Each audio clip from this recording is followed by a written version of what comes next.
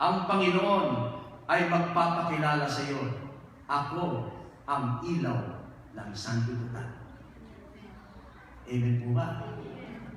Kaya, habang kayo po ay nakikinig, mga minamahal kong kapatid, laging nagpapakilala ang Panginoon. Every now and then, the Lord is always introducing Himself. Siyempre po, pagka nag-introduce tayo, ako po, halimbawa, ako mag-i-introduce sa inyo. Ako po si Brother Joe. Ako po ay nakatira sa Sydney. Ako po ay nagpunta sa New Zealand para mamahagi ng salita ng Diyos. Pero hindi po. Ang sabi ng Panginoon, I am the light of the world.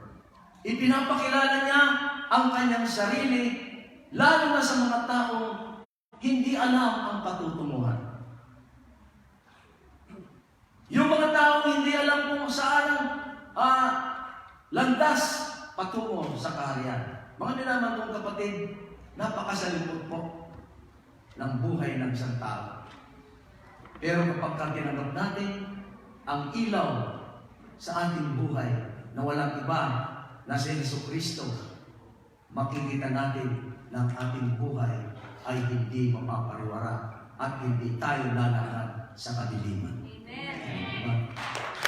Pangatlo, ang minamahal kong kapatid, ako ang pintuan o ako ang gate. Pag sinabi po niya, ako ang gate, anyone who enters through me will be saved. Iwala ko kayo? Iniwala ko kayo? Tama. Mukhang wala. Hallelujah, glory to God. So anyone who enters through me will be saved and will live forever. And will go in and out freely and find pasture. What is this pasture that the Lord is talking about? It is about the spiritual security that we are aiming for. Alam po ninyo mga minamahal kong kapatid, ang daming mga nagpatuto kanina. Sabi, siyempre kapag nagpunta sa New Zealand, ang lagi nilang hinahangat ay ma-PR. Hindi po ba? Maging permanent resident. Hindi naman po lingid sa atin. Hindi po ba? At tayo po ay nagtatrabaho ng gusto. Ibinibigay natin ang ating sarili para tayo ay ma-permanente. We want to be permanent in this country. The country of milk and honey. Hindi po ba? Kaya lahat po tayo ay nagsusumikap na makamtan natin ang mga bagay na. So, we aim for that PR. Hindi po ba? Nung ako rin ay nasa Australia, ganun din po ang aking hinahangad. At alam po ninyo, ang lagi kong binibitawan at binibigkas na salita ng Diyos na hanggang ngayon ang siyang nagbibigay sa akin ng kalakasan. Iyon po ay sinabi ni Brother Chris kanina. Sabi niya, seek first the kingdom of God and His righteousness, and all these things will be added unto you. Totoo, di po ba? Alam po ninyo mga minamahal kong kapatid, iyon hanggang ngayon ay aking pinanghahawakan. Why? Because the Word of God is true. When He says so, He meant it. Pag sinabi po niyan, hindi po magmamaliw ang kanyang salita. Because according to Numbers 23 verse 19, ang sabi, God is not a man that He can lie. Or He is not a man that whatever He says will not fulfill it. Di po ba, mga kapatid? Kaya pagka pinanghawakan natin, katulad nga yung sinabi ni Sister Lynn kanina, may inspire kayo. Yung sinabi ni Brother Rayson, may inspire kayo sapagkat naranasan. Totoo po. Kapag naranasan natin ang salita ng Diyos, mga minamahal kong kapatid, lalo ninyong mamahalin ang Diyos. Lalo ninyong pagtitiwalaan ng Diyos. Lalo ninyong hahanapin ang Diyos. sapagkat alam natin na siya lamang ang makapagbibigay ng totoo. Amen po ba? Sabi pa dito, isang pakilala naman ulit, pang-apat na pagpapakilala ng Panginoon. I am the Good Shepherd.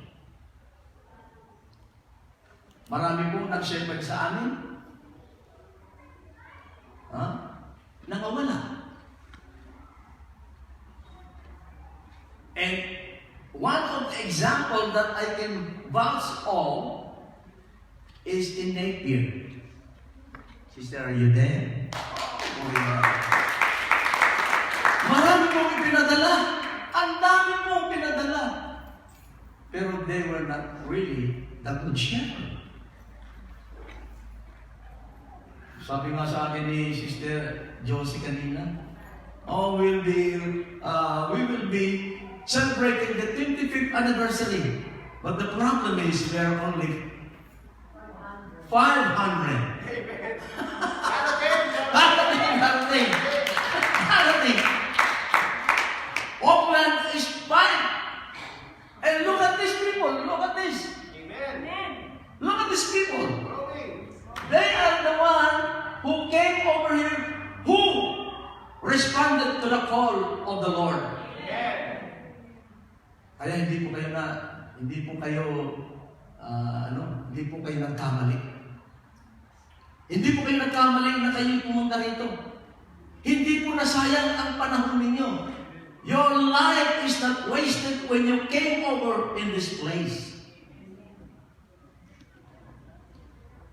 Si Mami Luching nga, sabi niya sa akin kanina, bro, alam mo, 14 years na akong nagda-dialysis. Yung ibang mga kasama ko, na 3 years lang, ay wala na. Pero siya, 14 years, tingnan mo, tumawag kay Sister Sonia. Ayan, isang buhay na patotoo. Look at, Mami Lucy. O hindi ba kayo nai-inspire niya? Dahil ang kanyang pinanghahawakan na siyang nagiging sandalan niya ay ang mabuting pastor. Kapag ikaw ay isang mabuting pastor, ang ibibigay sa iyo, yung nakakapagbigay ng ginhawa. Yung pwede nating sandalan, yung pwede nating hingian ng tulong sa panahon na ikaw ay nagigipit. Amen po ba? Amen po ba? Bakit ang hirap lahat ng paila? Hallelujah, Lord. Isigawan ninyo, Amen! Amen! Hallelujah, glory to God. So, ito naman po, panglimang pagpapakilala ng Panginoon. I am the resurrection and the life. Ang sabi dito, whoever believes, whoever adheres, whoever trusts, whoever relies, whoever depends on our Lord Jesus Christ, on Yahweh El Shaddai, mga minamahal kong kapatid, even though you die, naalala ko na tuloy nung ako yung nasa Australia, nung unang salta namin sa Australia, ang sabi sa amin, kasi iba kasi ang English sa Pilipinas. Did you came here to die? No. I came here to look for work, and I came here to live, not to die.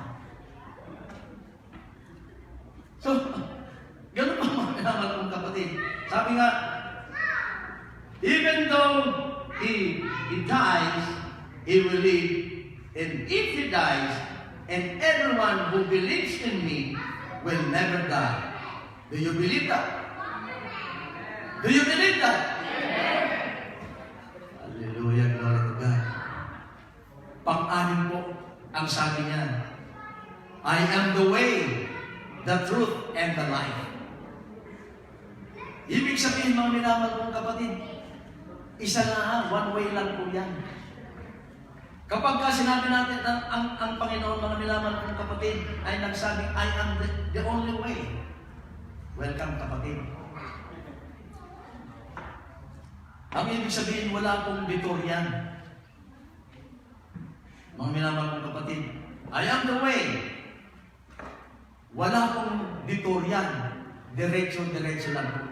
Bagamat maraming masalagot na dadaanan, mga minamahal kong kapatid, ang patungo sa ating buhay na Diyos ay diretso lang. And it is the real truth. Kapag ka sinabi, di ba mapapansin ninyo, sa panahon ngayon, ang laging sinasabi ng Panginoon, I tell you the truth. I tell you the truth. I tell you the truth. So, ibig sabihin, mga minamahal kong kapatid, hindi katulad ng mga ibang propeta nung nakaraang Old Testament. As long as the sovereign God says, so nagdidepende siya, pero ito, ang Panginoong Jesus, kapag nagsabi siya, I am the truth, ibig sabihin, ang lahat na kanyang sasabihin ay totoo.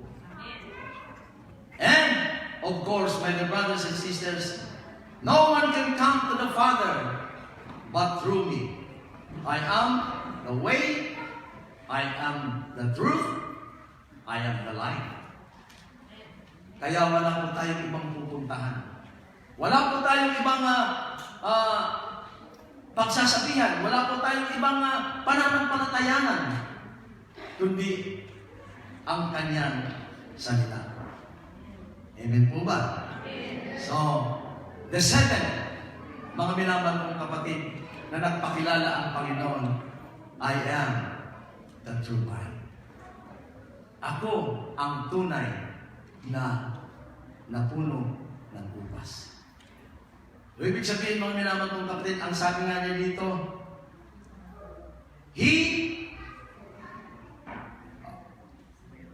You have been made clean already by the teaching I have given you. Verse 4, Remain united to me, and I will remain united to you. A branch cannot bear fruit by itself. It can do so only if it remains in the vine, unless you remain in me. Did you take note of the word remain? Napansin ba ninyo kung ilang beses inulit ng Panginoon ang salitang remain? Sa ibang version po, abide. O ang ibig sabihin ng remain, mga minamahal kong kapatid, kinakailangan connected tayo lagi sa Panginoon. Kailangan nakalink tayo sa Panginoon. Kailangan na ang ating buhay ay nakasumpong sa Panginoon. Mga minamahal kong kapatid. Kaya sabi nga, hindi po tayo makakapamunga. Hindi po ba? Hindi po tayo makakapamunga kung tayo ay hiwalay sa Diyos. We are like a living dead. Naglalakad tayo. Kapag wala tayong Diyos, mga minamahal kong pwede. Halimbawa, physically, you are alive. And yet, you have no God with you. You have no Jesus with you. Kung tawagin kayo, the living dead. You believe that? Mga kapatid, para kayong naglalakad, akala ninyo, buhay na walang Diyos sa buhay. Patay.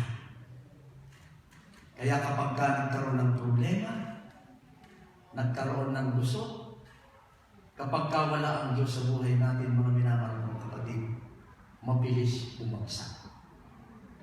Kaya ngayon, ito ay nagpapakilala muli ang Panginoon. Alam ng Diyos kung sino ang sa Kanya. Alam ng Diyos kung sino ang tatalima sa kanyang mga pangako. Alam ng Diyos kung sino ang tatalima sa kanyang salita. Mga minamahal kong kapatid, He knows.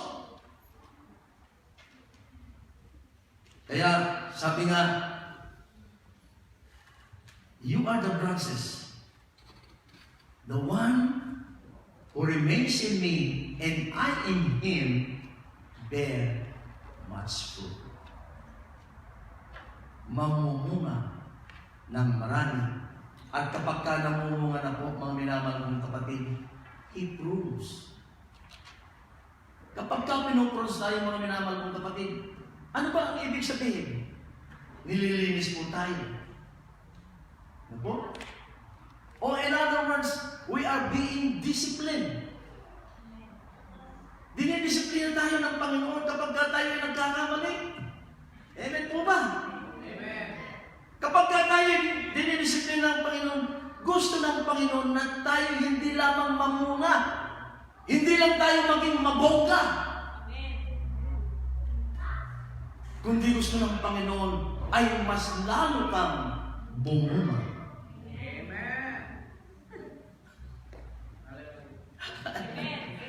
Salamat, Panginoon. Praise the Lord. Mamunga ng marami. Maging hitik ka sa bunga. Amen po ba, mga kapatid? Yan po ang gusto ng Panginoon. Kaya gusto ng Panginoon, we become a fruitful Christian. Gusto ng Panginoon na tayo ay laging magtagumpay. Alam po ninyo, mga minamahal kong kapatid, nung ako'y lumalaki, hindi ko naranasan yung ako ay magkaroon ng ganito, ganyan, nakatulad ng mga bata ngayon. Sa totoo lang po, talagang, kapag ka ikaw ay mahirap, talagang ang tingin sa iyo, mahirap talaga.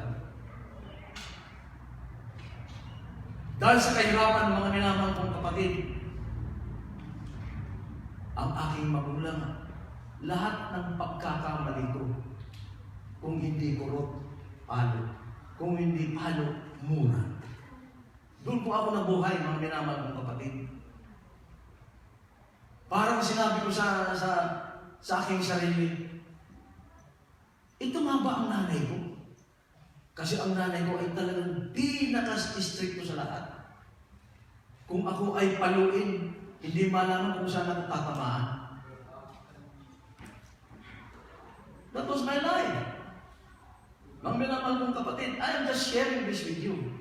Kaya nga sabi ko ng nanay ko, I considered her as a strict disciplinarian. Pero sabi nga, kung ito ay nangyayari sa Australia, baka nakulong siya. O sa New Zealand. Ayaw ko sa inyo kung kayo nakaranas na kayo isilid sa sako at habang dinidikit kayo, pinapalo kayo. Did you ever experience that? And I experienced that. Kaya sabi ko sa aking sarili, bakit siya pa ang naging nanay ko? Bakit pa siya, hindi ba ako pwedeng mamili ng magulang?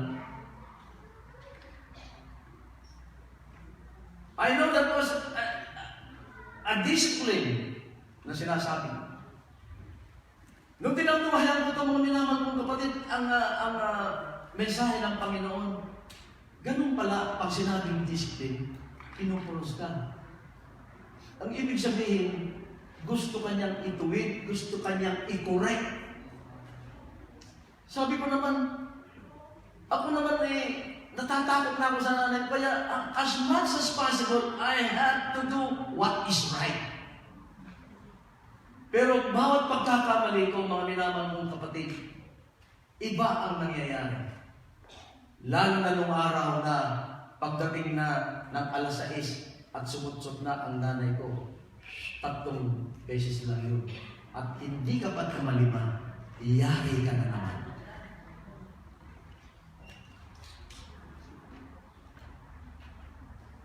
Kasi sa Bicol, gano'n. Lalo na kapag nagbatingaw na, ay alam ni Sister, ano yan. Ni Sister Nympha knows about that. Pag bumatingaw na, alas 6 na, doon, di ba, ihinto ka at mag-a-angelos ka. Pero ngayon, mga minamahal ng kapatid, wala ka nang makita. So, how the cultures change? Nag-iba na ang kultura.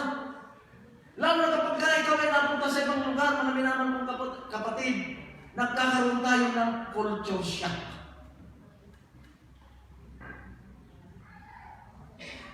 But anyway, mga kapatid, lahat naman po tayo ay nakakaranas.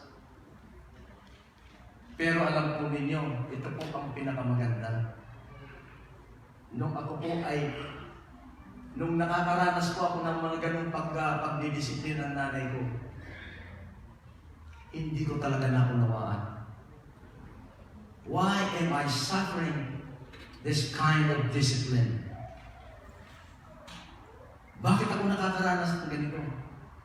Pero mga minamahal kong kapatid, sa pagdidisiplina ng aking nanay, hindi po ako nabago. Hindi ay nabago ang buhay ko.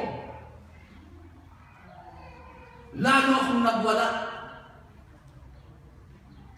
Kaya, yung nanay ko, after I graduated from year 6, nagpaalam na ako sa nanay ko dahil ayaw na akong pag-aralin.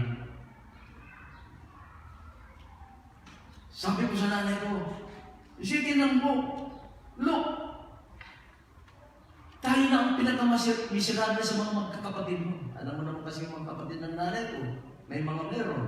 Kami ang wala. Kaya api-apihan. At inaaway pa siya ng mga kapatid niya. Kaya siguro, yung dapat na ipuntong sa mga kapatid niya, sa akin na pupunta. Mga minamahal kong kapatid. Pero ganun pa man, hindi na bago ang pagdidisiplina sa akin ng nanay ko.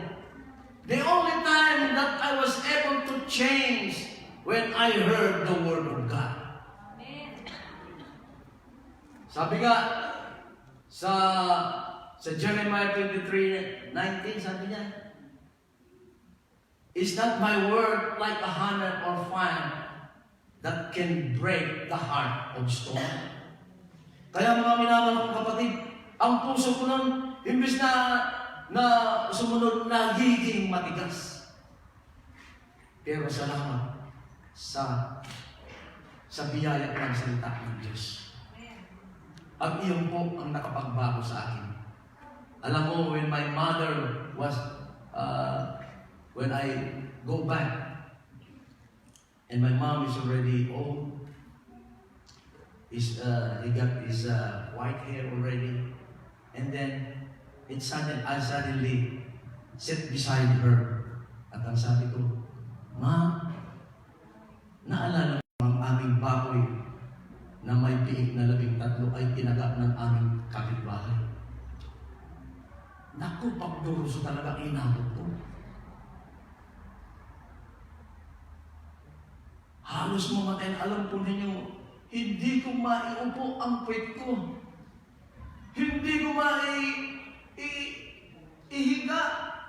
Inihiga ko pa lang talaga masakit parang talaga akong nilalagnak. Talagang parusang hapon ang inabot ko. Mga minamahal kong kapatid. Pero, when I realized, when I came to know the Word of God, at nung dalawin ko ang nanay ko, 2 years before she died, umupo ako sa tabi niya, hinahaplos-haplos ko ang kanyang buhok na puting-puti na. At sinabi ko, Ma, do you still remember na nung baboy na nataga sa atin at namatay lahat yung dahil ayaw na magpasuso? Alam po ninyo, mumingitig lang siya sa akin. And I truly understand, my dear brothers and sisters, that when you understand your feeling, pag naunawaan ninyo ang nangyari sa buhay ninyo, makikita ninyo na hindi ka magtatanim ng sama ng loob sa magulang. At iyan po, mga kapatid. Kaya siguro kung naalala kong nanay ko, nagpapasalamat lagi ako. Dahil, nung mawala ko sa kanya, siguro ang nanay ko, I am the product ng matinding panalangin. Kaya nung ako'y nawala, ang naalala kong salita na binitawan ng nanay ko, "Anak, kung ikaw man ay makikisama sa ibang tao, just remember this. Pagbangon mo sa umaga, ligpitin mo ang iyong inigaan. Pangalawa, hawakan mo ang walis. Pagbaba mo, magwalis ka na." Sabi nga sa Proverbs chapter 22 verse 6, "Train up a child while he is young, and when he gets old, he will not depart from it." Hindi mo makakalimutan. Kaya mga minamahal kong kapatid, napakaganda po ng salita ng Panginoon. Magbubunga talaga sa buhay ninyo ang kanyang salita. Pag ito ay pinanggap ninyo sa buhay ninyo, mga minamahal kong kapatid, maraming anniversary pa ang mararanasan ninyo dito sa Auckland. At makikita ninyo na hindi lang kayo nandito, kundi ito ay mapupuno. Ito ay mapupuno. Ito ay mapupuno ng mga taong maglilingkod kay Yahweh El Shaddai.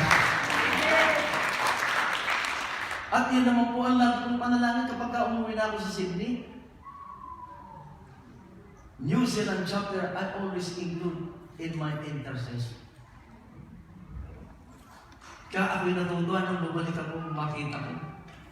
Naalala ko tuloy si Rayson, si Brother Rayson. Nung dalawa kami na naiwan sa bahay. Tapos ang daming hangin, di ba? Maraming bumagsak ng mga ano. And then, I sweep all the, kasi bago na yung ano nila, yung nasa harapan, yung may mga inggan na ano. Ang sabi sa akin, "Oh, this is very clean." Maybe the wind blows. Ang sabi, "Oh, I don't believe you. I don't believe you dito. Why? You're the one who made it." And then, sabi ko, "You're a cheeky boy." Ano ba ang ibig sabihin ng cheeky boy? Hindi ko alam. Ang sabi ko sa kanya, so I give him this verse. Na, "Train up a child while he is young, and then when he gets old, he will not depart from it." So, yan po mga minamahal kong kapatid, ang biyaya ng Panginoon. Kaya sabi nga, sa Hebrews chapter 12, verse 4 to 11, sabi niya, "This is the word of encouragement that addresses you as sons." Kaya kapag tayo ay minamahal ng Panginoon, binibigyan po tayo ng mga problems. Binibigyan tayo ng mga trials. Binibigyan tayo ng mga persecutions. Iyan po ang isang paraan ng Panginoon para tayo ay madisiplina. We are being prone by the Word of God. Kaya nga sabi na sa ano dito, kapag kung tayo po ay nalinis na dahil sa salita ng Panginoon, lilinisin pa rin tayo muli at muli. Kaya siguro pagbalik natin dito, makikita mo ang choir na to. Lalo na yung mga instrumentalist, baka parang ano na to parang orchestra. Parang orchestra na. Sabi ni Sister Sonia, ako Sister Sonia, never give up. Never give up. The Lord is training you. The Lord is testing you. The Lord is challenging you. Kaya yung mga tao nandito, ang salita ng Diyos na ating tinunghayan ngayon, the Word of God that we read to you, my dear brothers and sisters, it will be a challenge to each and every one of us. Lahat po yan. At iyan po ang paraan ng Diyos kung paano tayo titestingin. Is it time? Oh, 5 minutes more. Hallelujah. Glory to God. Sabi ko na nga ba eh. Sabi ko kay Sister Sonia, you give me only 1 hour, I'll speak for 3 hours. Kaya mga minamahal kong kapatid, gusto ba niyong pagpalain? Ang sabi ng Panginoon, remain in me. Diba? Ang sabi ng Panginoon, remain in me. Ito po ang iiwanan ko sa inyo. Na salita ng Panginoon bago po tayo kumain. Remain in me and I will remain in you. No branch can bear fruit by itself. It must remain in the vine. Neither can you bear fruit unless you remain in me. Amen. Ano po ba? Uulitin ko po. At tayo po ay kakain na. Kinakain na kayo ng Panginoon ng salitahan ng Diyos. Ngayon po, mga minamahal kong kapatid, iiwan ko ito sa inyo. Remain in me. And I will remain in you. No branch can bear fruit by itself. It must remain in the vine. Neither can you bear fruit unless you remain in me. The key word is remain. The key word in Tagalog, manatili. Manatili kayo sa piling ng Panginoon sapagkat kayo ay Kanyang kakalingay. Amen po ba? Tayo po ay magsitayo.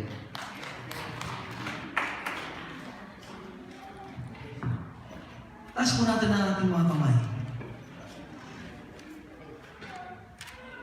Nagsulat ba kayo ng iyong mga prayer request? Amen! Naniniwala ba kayo na ito is tutugunin ng Panginoon? Amen! Hallelujah! Nakalimutan ko rin yung aking prayer request. Nasaan ba yun? Ako rin po ay sumulat ng prayer request. Ay, yun.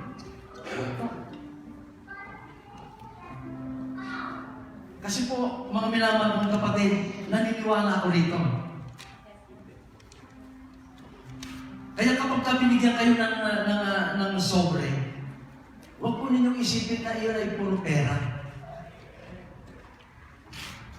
Huwag po ninyong isipin na, ay, pera na naman yan. Alam po ninyo mga minamahal ko kapatid, hindi kailangan niya ang pera. Tayo ang may kailangan. At ang kailangan natin dito mga minamahal kong kapatid, kaya tayo binibigyan ng sobre para isulat natin ang ating mga prayer request. Ngayon kapag isinulat ninyo na ito'y may kasamang pananampalataya, may kasamang pag-ibig sa Panginoon, sapagkat tinuturuan niya tayo na tayo ay dapat na sumunod sa Kanyang iniuutos. Iyan po tayo po ay magbubunga. Magbubunga tayo ng sagan. At ang prayer request na ito, mga minamahal kong kapatid, ito ang tanda na tayo ay sumusunod. At kung ito po ay tutugunin ng ating Panginoon, hindi lang kung, kundi ito'y tinugon na. Niwala kayo? Niwala kayo? Ito ba? So, sa ating paniniwala, mga minamahal kong kapatid, ang kiningnan ninyo na ito ay naganap na sa buhay ninyo. Tama, sabi na ni Brother Layson, Brother, habang ako ini-interview, ipanalangin po ko. O sige, walang problema. At nakuha naman niya ang kanyang binibigti. So this man, hindi ko lang sasabihin mo yan. Kasi malaki na eh. Pinagpala. Katingnan ninyo kung gaano sa nanalik at nanampalataya sa sinabi ng Panginoon at iyon ay kanyang pinanghawakan katulad ninyo. Magaganap sa inyong buhay ang inyong mga minimiti. Lift up your hands to the Lord when you're praying. Would you like to be healed? Physically, emotionally, and spiritually. kapatid, narito ang Panginoon. Narito siya. Sinisiyasat niya ang bawat anggulo ng ating puso. He is searching our hearts. If there is any offensive way in your heart, my dear brothers and sisters, let the Lord take it out for you and lead you to the way everlasting. Mga kapatid, napakasagana ng biyaya ng Diyos. Kailanman ay hindi siya nauubusan. Tingnan ninyo ang mga patotoo, lalo na si Sister Dottie. Ako po ay na-inspire sa kanya ng isa pa sa mga inspiration na napakinggan ko. Kaya, ang sharing and testimony ng mga minamahal kong kapatid ay hindi inaalis. Bagamat hindi man sila preacher, pero sila ay nakakapagbigay ng inspirasyon sa buhay. Kaya Panginoon, narito po ang aming mga hawak kamay. Hinahawakan po namin, Panginoon, ang mga bagay nito na Ikaw ay mayroong magagawa sa buhay namin. Kung ano man ang mga inadlangan ng diablo, sabi nga, the thief comes only to steal, to kill, and destroy. But I have come to give you life of abundance. Pangako po yan, mga minamahal kong kapatid. Sabi niya, cast all your burdens upon me because I really care for you. He really loves you very much, my dear brothers and sisters. I will never leave you nor forsake you. What a promise! The simplest promise that the Lord has given us. If we hold on to His promise, He will surely do it. Heavenly Father, here we are, lifting our prayer request, O Lord. For my brothers and sisters, I do not know what they have written, but I firmly believe the Holy Spirit is hovering around, looking to whom He will bless. And that is you, my dear brothers and sisters. Because you have come, pagtawanan man tayo, na tayo ay sumasama sa ganitong gawain. I was once like that. Hindi ako naniniwala. Pero kapag tinas ng Panginoon ang puso natin, kapag tinas ng Lord ang buhay natin, kapag ibinigay ng Panginoon ang inihiling natin, makikita mo na hindi pala faith ang ating Diyos. Higit siyang totoo sa buhay natin. Itaas po natin ang ating mga kamay, kasama ang ating mga prayer request. Hallelujah. Come, Holy Spirit, and fill my heart.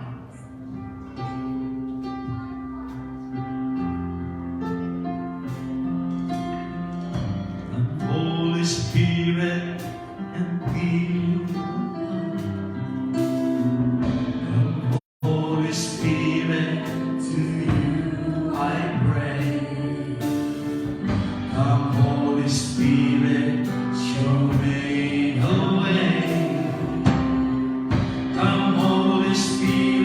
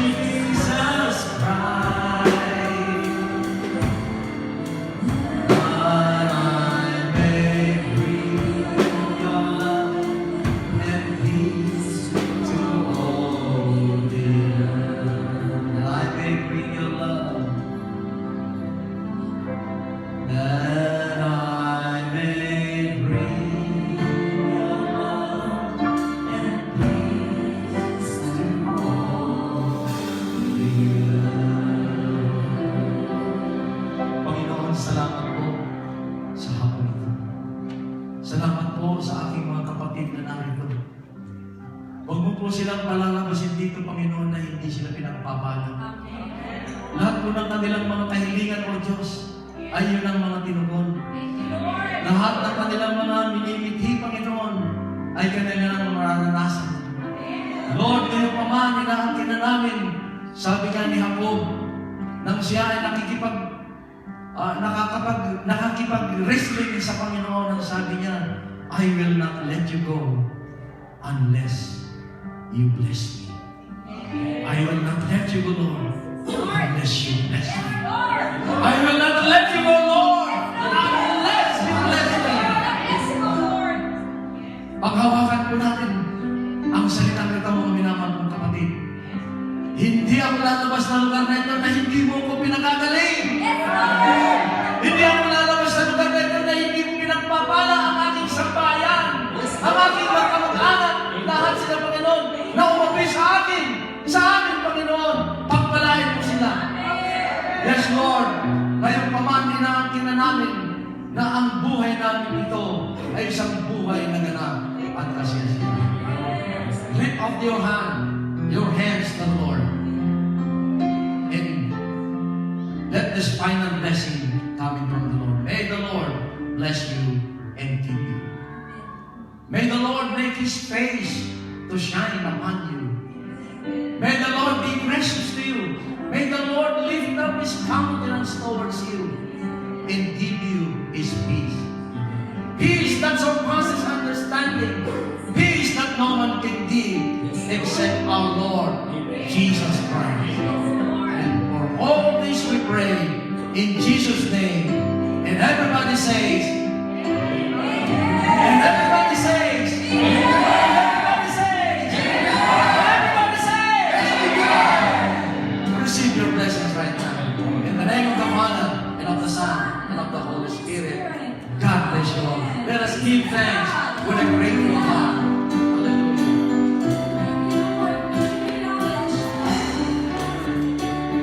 Let's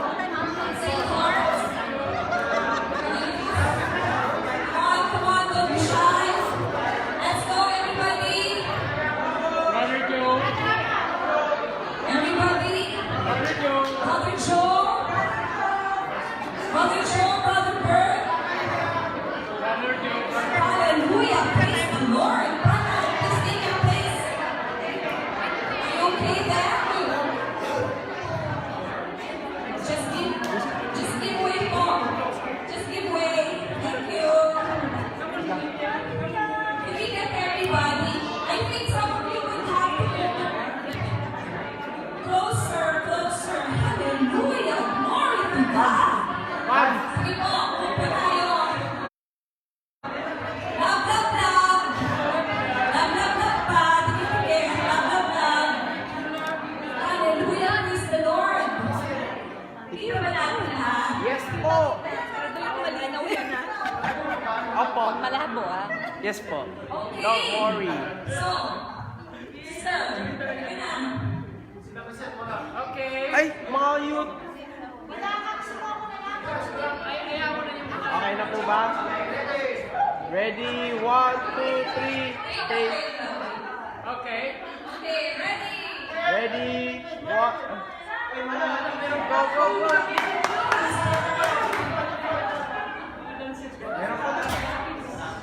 Okay, at the count of three, say Jesus. 1, 2, 3. Jesus! One more. One, two, Jesus! Yay! One more. Ready? 1, 2, 3.